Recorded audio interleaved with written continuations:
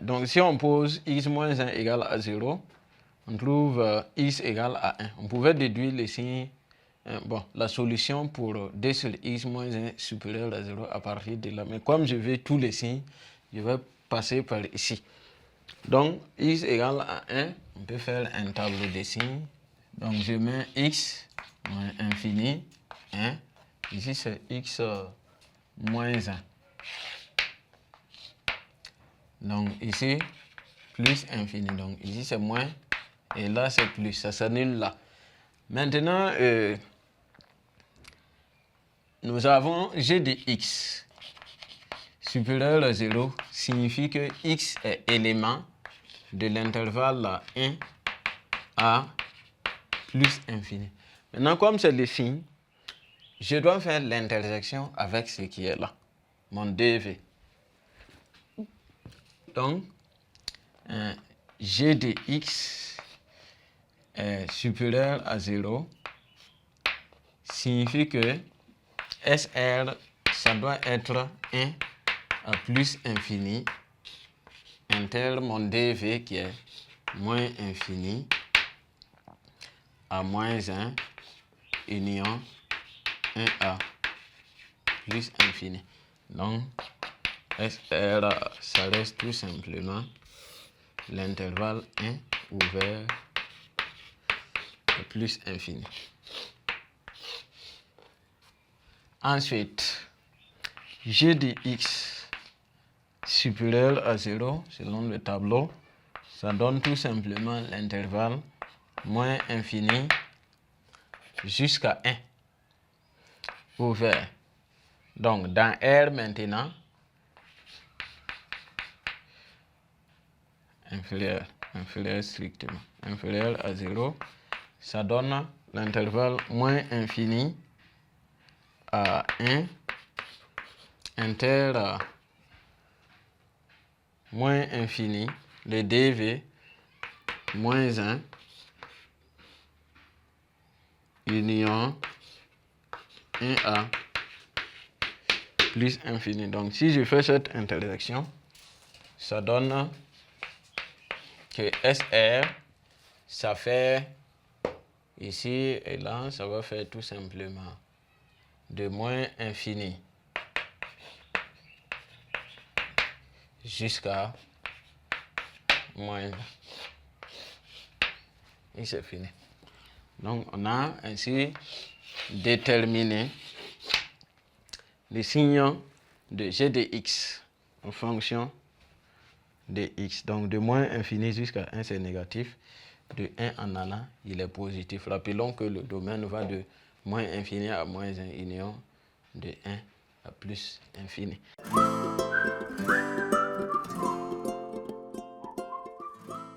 Donc petit b, on demande de calculer la limite lorsque x tend vers plus infini de g de x.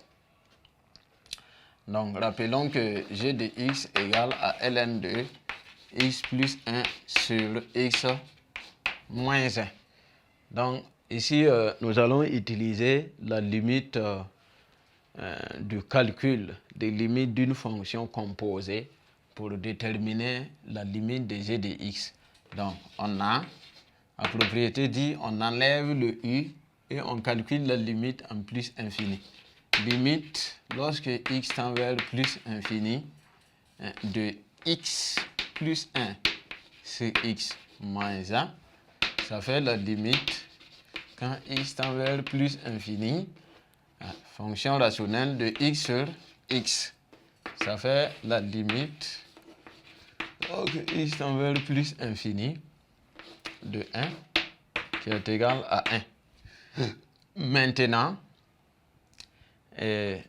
on calcule la limite lorsque x tend vers ce résultat qui est 1 de ln de x égale à quoi? Ça fait ln de 1 qui est égal à 0.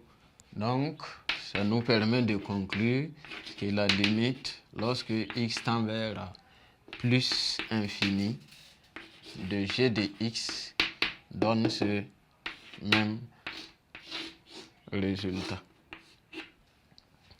Après ça, en petit c, on demande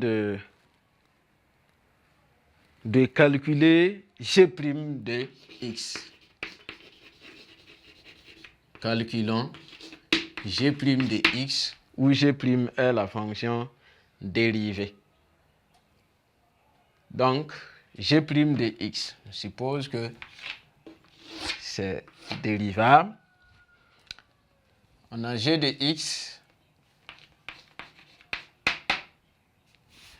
égale g de x d'abord, ça fait ln de x plus 1 et x moins 1. Donc, on peut décomposer, appliquer ln de a sur b, ça fait ln de a moins ln de b. Donc, si on veut calculer g' de x, rappelez-vous ln de u', dérivé de ln de u, on dit que c'est u' sur u. Donc ici, c'est la dérivée de x plus 1. Je mets la dérivée de x plus 1 ici, ça fait 1. De tout sur u qui est x plus 1. Et ici aussi, je fais pareil, la dérivée de x moins 1 qui est 1 sur x moins 1. Et je réduis au même dénominateur. Lorsque je calcule des dérivées, selon le plan de l'étude d'une fonction, après calcul de dérivée, c'est le signe que je dois étudier. Donc, lorsque je calcule des dérivées, je dois chercher à factoriser ou à réduire au même dénominateur pour faciliter ou pour me préparer déjà à l'étude des signes. Donc, ici, on a x moins 1 moins x. Alors, si je réduis le tout sur x moins 1 facteur de x plus 1 ou x plus 1 facteur de x moins 1.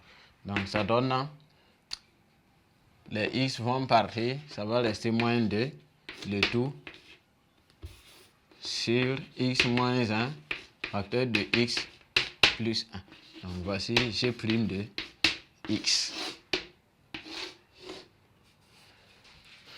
Voilà, donc vous voyez que ainsi, si on veut étudier les signes, ça devient facile, puisqu'on peut facilement avoir le signe ici. Et ici aussi, on a déjà le signe de moins 2 qui est négatif. Donc, ainsi résumé, ça facilite l'étude donc des variations. Donc, après la question 3, voyons maintenant la question 4.